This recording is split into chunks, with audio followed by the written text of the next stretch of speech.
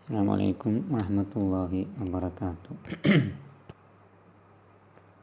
ഒന്ന് നമുക്ക് പറയാനുള്ളത് കൾച്ചറൽ സ്റ്റഡീസിനെ കുറിച്ചാണ്. 1990-കളിലാണ് കൾച്ചറൽ സ്റ്റഡീസ് ലിറ്റററി ക്രിറ്റിസിസത്തിൽ ചർച്ച ചെയ്യാൻ വ്യാപകമായിട്ട് തുടങ്ങിയത്. കൾച്ചർ എങ്ങനെ ഉണ്ടാകുന്നു, അത് മോഡേൺ വേൾഡിൽ അതിൻ്റെ സ്വാധീനവും അതിൻ്റെ വർക്കുകളുടെ അനന്തരഫലങ്ങളും എന്തൊക്കെയാണ് എന്നാണ് ഇതിൽ പറയാൻ പോകുന്നത്. 1950-കളിലാണ് ഇത് ആദ്യമായിട്ട് ഈ കൾച്ചറൽ സ്റ്റഡീസ് തുടങ്ങുന്നത്. റിച്ചാർഡ് ഹാഗാർഡ് ആൻഡ് റൈമണ്ട് വില്യംസ് എന്നീ രണ്ട് എഴുത്തുകാർ, UK റൈറ്റേഴ്സാണ്, നോവലിസ്റ്റുമാണ്. വെയിൽസ് ഉണ്ടല്ലോ, 856, 921, 988 കാലഘട്ടങ്ങളിൽ ജീവിച്ച ആളുകളാണിവർ. അപ്പോൾ അവരുടെ വർക്ക് ബ്രിട്ടനിൽ വെച്ചിട്ടാണ് കൾച്ചർ സ്റ്റഡീസിനെ കുറിച്ചുള്ള വർക്ക് ഇറങ്ങിയത്. Hoggart in the uses of literacy എന്നുള്ളൊരു work explore the post war shifts in lives of working class Britain confronted with the changes of modernisation. അദ്ദേഹം ആ വർക്ക് കൊണ്ട് ഉദ്ദേശിക്കുന്നത് യൂസസ് ഓഫ് ലിറ്റററി എന്നുള്ളതുകൊണ്ട് ഇപ്പോൾ ഉദ്ദേശിച്ചത് ഇവിടുത്തെ വർക്കിംഗ് ക്ലാസ് പീപ്പിളിന് മഹായുദ്ധങ്ങൾക്ക് ശേഷം അവിടെ വർക്കിംഗ് ക്ലാസ് പീപ്പിളിന് സംഭവിച്ച മാറ്റങ്ങൾ, അവരുടെ ജീവിത മാറ്റങ്ങളെക്കുറിച്ചാണ്, ബ്രിട്ടീഷ് പീപ്പിൾ നേരിട്ട മാറ്റങ്ങളെക്കുറിച്ചാണ് ചർച്ച ചെയ്യുന്നത്. വില്യംസ് കൾച്ചർ ആൻഡ് സൊസൈറ്റി എന്നുള്ളതിൽ conventional notion of making a distinction between culture and society, high culture, low culture. അപ്പോൾ വർക്കിംഗ് ക്ലാസ് പീപ്പിളിനൊരു കൾച്ചർ, അതുപോലെ അപ്പർ ക്ലാസ് പീപ്പിളിന് വേറെ കൾച്ചർ, ലോ ക്ലാസ് പീപ്പിളിന് വേറെ കൾച്ചർ. ഇങ്ങനെ കൾച്ചറിനിടയിലുള്ള ഡിസ്റ്റിങ്ഷനോ അല്ലെങ്കിൽ അത് സൊസൈറ്റിയിൽ ഇങ്ങനെ ഒരു ക്രൊണോളജിക്കൽ ഓർഡറോ അല്ലെങ്കിൽ ഒരു ഹെയറാർക്കിയൽ ഓർഡറോ ഒക്കെ ഉണ്ടാക്കുന്നുണ്ട് എന്നുള്ളതിനെക്കുറിച്ച് അദ്ദേഹം ചർച്ച ചെയ്തു. അതിനൊപ്പം ചോദ്യം ചെയ്തു, കൾച്ചർ എല്ലാവർക്കും തുല്യമായ സ്ഥാനം കൾച്ചറിൽ വേണം എന്നുള്ള ഒരു സങ്കല്പത്തിലാണ് അദ്ദേഹം ഇത് ചർച്ച ചെയ്യുന്നത്. മാർക്സിസം ലിറ്ററേച്ചർ 1979 വില്യംസ് അതിലൂടെ എന്ത് പറയുന്നു? ഐഡിയോളജി ഓഫ് കൾച്ചർ മെറ്റീരിയലിസം എന്നുള്ളൊരു ടേം കൊണ്ടുവരാണ്. Idea that economic forces and modes of production. അതായത് കൾച്ചറൽ മെറ്റീരിയലിസം എന്ന് പറഞ്ഞാൽ ഭൗതികവാദ മെറ്റീരിയലിസം. അപ്പോൾ ഈ കൾച്ചറൽ മെറ്റീരിയലിസം എന്ന് പറഞ്ഞാൽ അത് ഈ എക്കണോമിക് ശക്തികൾ, അതിൻ്റെ കാരണങ്ങൾ എങ്ങനെയാണ് കൾച്ചറിനെ സ്വാധീനിക്കുന്നത്. അപ്പോൾ സാമ്പത്തികമായ ഇടപാടുകൾ അല്ലെങ്കിൽ സാമ്പത്തികമായ സോഴ്സുകൾ എത്രത്തോളം കൾച്ചറിനെ സ്വാധീനിക്കുന്നുണ്ട് എന്നുള്ള ഒരു പഠനമാണ് മാർക്സിസം ലിറ്ററേച്ചറിലൂടെ അദ്ദേഹം സമർത്ഥിക്കുന്നത്. 1960-70-കളിൽ കൾച്ചറൽ സ്റ്റഡീസ് വീണ്ടും ഒന്നും കൂടി അതിൻ്റെ വ്യാഖ്യാനത്തോടെയുള്ള ചർച്ചകൾ സജീവമായി. 1964 Hoggart and Stuart Hall British Jamaican സോഷ്യോളജിസ്റ്റാണ്. അവർ രണ്ടുപേരും ബ്രമിംഗ്ഹാം യൂണിവേഴ്സിറ്റിക്ക് ഒരു സെൻറ്റർ ഉണ്ടാക്കി, സെൻറ്റർ ഫോർ കണ്ടംപററി സ്റ്റഡീസ് എന്ന് പറഞ്ഞിട്ട്. അത് പിന്നെ കൾച്ചറൽ സ്റ്റഡീസ് മൂവ്മെൻറ്റിൻ്റെ ഒരു പ്രധാന കേന്ദ്രമായിട്ട് മാറുകയാണ് ചെയ്തത്. EP തോംസൺ അദ്ദേഹം making of the English working class എന്നൊരു പുസ്തകം 1964 പബ്ലിഷ് ചെയ്തു. അദ്ദേഹം UK ഹിസ്റ്റോറിയനാണ്. 1924 ഓക്സ്ഫോർഡിൽ ജനിച്ചു. 1993 അന്തരിച്ച മനുഷ്യനാണ്. അപ്പോൾ ഈ ബുക്കിലൂടെ political and economic component of working class identity, working class പീപ്പിളിൻ്റെ രാഷ്ട്രീയമായ സാമ്പത്തികമായ പ്രധാന ഘടകങ്ങൾ, അതിൻ്റെ മാറ്റങ്ങളെക്കുറിച്ചാണ് ചർച്ച ചെയ്യുന്നത്. അദ്ദേഹം പറയുന്നു, the conceptions of individuality of become fragment in post war world. ലോക മഹായുദ്ധങ്ങൾക്ക് ശേഷം ഇൻഡിവിജ്വാലിറ്റി, ഒരാളുടെ വ്യക്തിത്വ നിർമ്മാണം, അതിൽ കാതലായ മാറ്റം വന്നിട്ടുണ്ട്, അതിൽ ഏറ്റക്കുറച്ചിൽ വന്നിട്ടുണ്ട്. അതായത് വർക്കിംഗ് ക്ലാസ് പീപ്പിളിൻ്റെ ഇൻഡിവിജ്വാലിറ്റിയും അപ്പർ ക്ലാസ് പീപ്പിളിൻ്റെ ഇൻഡിവിജ്വാലിറ്റിയും തമ്മിൽ വളരെ അന്തരം കാണപ്പെടുന്നു എന്നുള്ളൊരു ചർച്ച അദ്ദേഹം കൊണ്ടുവന്നു. 1970-കളിൽ literary critics discussed cultural materialism in terms of hegemony. ഈ കൾച്ചറൽ മെറ്റീരിയലിസത്തിലും ഹെജിമണിക് പവറിൻ്റെ സ്വാധീനം ഉണ്ട് എന്ന രൂപത്തിൽ ചർച്ച വന്നു. ഹെജിമണി നമ്മൾ മുമ്പ് ചർച്ച ചെയ്ത കാര്യമാണ്. അതായത് രാജ്യം മറ്റു രാജ്യങ്ങളുടെ മേൽ അടക്കി ഭരിക്കുക, പരമാധികാരം ഉപയോഗിക്കുക. അപ്പോൾ this is a term used by Italian Marxist Antonio ഗ്രാംസിജിയാണ് കൊണ്ടുവന്നത്. എന്തിനാണ്?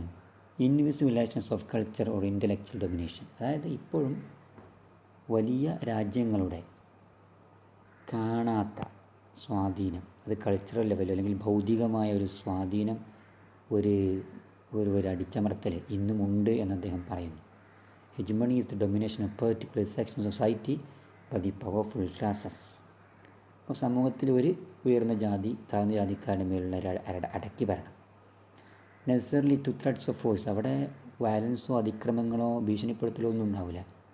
Softly winning their consent to be governed and dominated, വളരെ തന്ത്രപൂർവ്വം ഈ ലോ കാസ്റ്റ് പീപ്പിളിൻ്റെ അനുവാദം വാങ്ങിയെടുക്കുക. അതായത് ഞങ്ങൾ നിങ്ങളെ ഭരിക്കും, നിങ്ങൾ ഞങ്ങൾക്ക് അടിയിൽ സുരക്ഷിതരാണ്, ഞങ്ങൾ നിങ്ങളുടെ മാസ്റ്റേഴ്സാണ് എന്നുള്ള ഒരു സ്ട്രാറ്റജിക്കൽ മൂവ്മെൻ്റാണ്. ഒരു ഭൗതികമായ തന്ത്രത്തിലൂടെ അവരെ കൈയടക്കുക, അവരറിയാതെ അവരെ സ്വാധീനിച്ചിട്ട് അവരെ ഭരിച്ചെടുക്കുക എന്നുള്ളതാണ് ഹെജിമണിക്കൽ പവറിൻ്റെ ലക്ഷ്യം.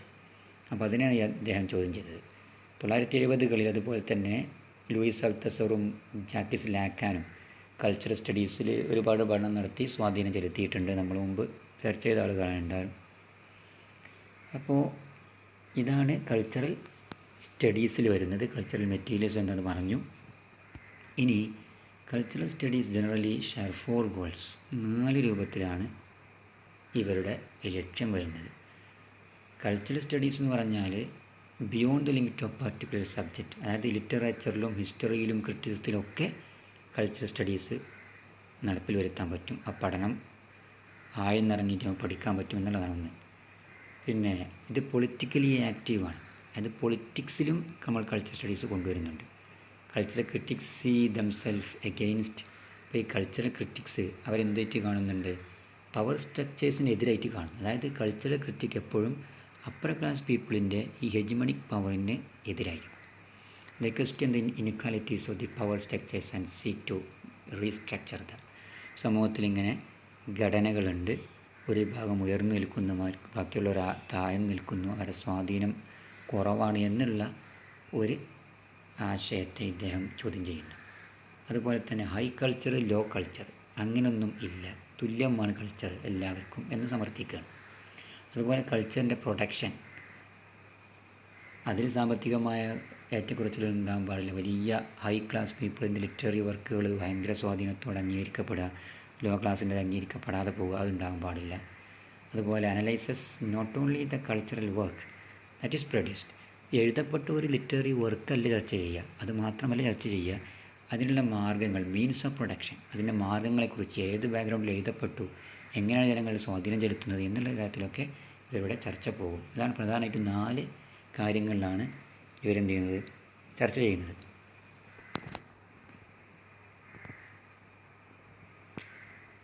സിറ്റീസ് വിത്തൗട്ട് മാപ്സ് എന്നുള്ള ഒരു വർക്ക് 1994 ഇയാൻ ചാമ്പേഴ്സ് എഴുതിയതാണ്. Elaborate reading of the city as A cultural metaphor. അദ്ദേഹം അവിടെ ഒരു മെറ്റഫറിക് യൂസേജാണ് സിറ്റിയെ ഒരു കൾച്ചറൽ മെറ്റഫറായിട്ട് കൊണ്ടുവരിക. കാരണം സിറ്റിയിലായിരിക്കുമല്ലോ പ്രധാനമായിട്ടും ഈ അപ്പർ ക്ലാസ് പീപ്പിളൊക്കെ താമസിക്കുക, അതുകൊണ്ടാണ് ആ രൂപത്തിൽ എഴുതുന്നത്. Art as A cultural production എന്നുള്ളത് എഴുതിയിട്ടുണ്ട് 1994 അലൻ സിൻഫീൽഡ്. അദ്ദേഹം ഓതറാണ്, UK ബേസ് ചെയ്തിട്ടുള്ള 1941 to 2017 കാലഘട്ടങ്ങളിൽ ജീവിച്ച ആളാണ്. അദ്ദേഹം is important essay in culture സ്റ്റഡീസിൽ എഴുതിയ എസ്സേകൾ വളരെ സ്വാധീനം ചെലുത്തുകയും ചർച്ചയ്ക്ക് വിധേയമാവുകയും ചെയ്ത വർക്കുകളാണ് അദ്ദേഹത്തിൻ്റേത് എന്ന് പറയുന്നു. അപ്പോൾ ഇതാണ് അവരുടെ പ്രധാന ലക്ഷ്യങ്ങളും അത് സംബന്ധിച്ചുള്ള ചർച്ചകളും. നമുക്ക് പറയാനുള്ളത് കൾച്ചറൽ മെറ്റീരിയൽസാണ്. ഈ cultural materialism coined by Raymond Williams ആണ് അത് തുടങ്ങിയത് 1980-കളിൽ. Analysis of all forms of culture production, എല്ലാ കൾച്ചർ ബേസ് ചെയ്തിട്ടുള്ള പ്രൊഡക്ഷനും ഇത് മെറ്റീരിയലിസം കൊണ്ട് അവർ അർത്ഥമാക്കും. Cultural materialism was made current in 1985. അതൊന്നും കൂടി വ്യാപകമായി. ജൊനാഥൻ ഡോളിമോർ അദ്ദേഹം അത് ഉപയോഗിച്ചു. UK സോഷ്യൽ തിയറിസ്റ്റാണ്, 1948 ജനിച്ച. അലൻ സിൻഫീൽഡ് രണ്ടുപേരും കൂടിയിട്ട് കുറച്ച് കളക്ഷൻസ് ഓഫ് എസ്സൈസ് എഴുതി. Political Shakespeare, new essays in cultural materialism 1985. Cultural materialism's key role, ഇതിൽ അദ്ദേഹം പറയുന്നത് puts it that culture is political. ഇവർ സമർത്ഥിക്കുന്നത് കൾച്ചർ അതിൻ്റെ ബന്ധം പോകുന്നത് പൊളിറ്റിക്സിലേക്കാണ്. പൊളിറ്റിക്സ് കൾച്ചറിനെ വളരെ സ്വാധീനിക്കുന്നു എന്നാണ് അലൻ സിൻഫീൽഡ് പറയുന്നത്. According to Alan Sinfield, in his art is a cultural production. Cultural materialism cannot be seen merely as a variation of new historism. ഈ ശേഷം പറയാൻ പോകുന്ന ഒരു വിഷയമാണ് ന്യൂ ഹിസ്റ്ററിസം എന്നുള്ളത്. അതിൻ്റെ ഒരു ഭാഗം മാത്രമായിട്ട് കാണാൻ പറ്റില്ല. ഈ കൾച്ചറൽ മെറ്റീരിയലിസത്തിനെ വേർതിരിക്കാൻ പറ്റില്ല പൊളിറ്റിക്സുമായിട്ട്. അതുകൊണ്ട് തന്നെ according to Sinfield and Dollimore, it is a critical method which combines focus on.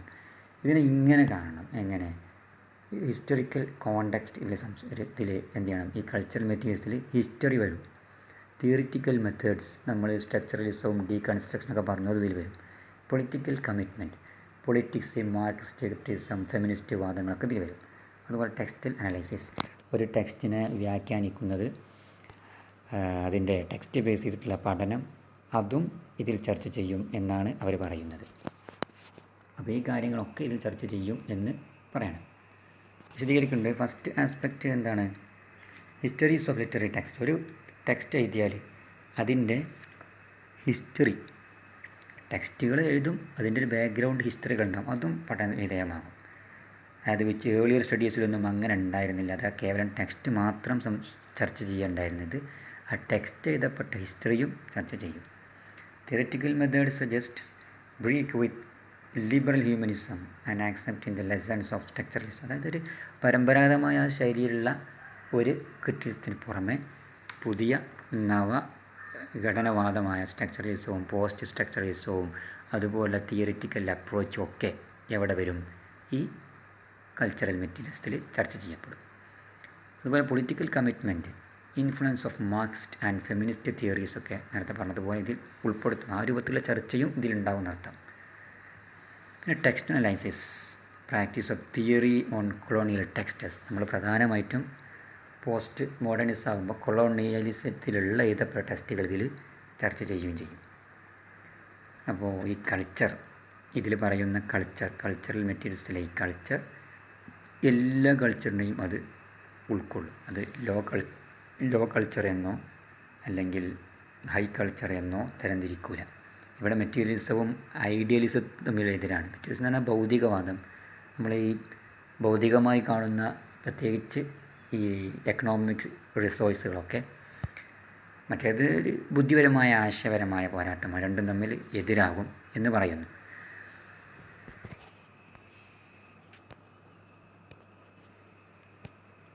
ഇതാണ് നമ്മൾ കൾച്ചറൽ സ്റ്റഡീസിൽ ഇന്ന് ചർച്ച ചെയ്യുന്നത്. അതിൽ പ്രധാനപ്പെട്ട അതിൻ്റെ തുടക്കങ്ങൾ പറഞ്ഞു കൾച്ചറൽ സ്റ്റഡീസിൽ. പിന്നെ കൾച്ചറൽ മെറ്റീരിയലിസം എങ്ങനെ കടന്നു വന്നു എന്ന് പറഞ്ഞു. അതുപോലെ തന്നെ കൾച്ചറൽ മെറ്റീരിയൽസിൻ്റെ ലക്ഷ്യങ്ങൾ പ്രധാനമായിട്ടും 4 കാര്യങ്ങളാണ് എന്ന് പറഞ്ഞു.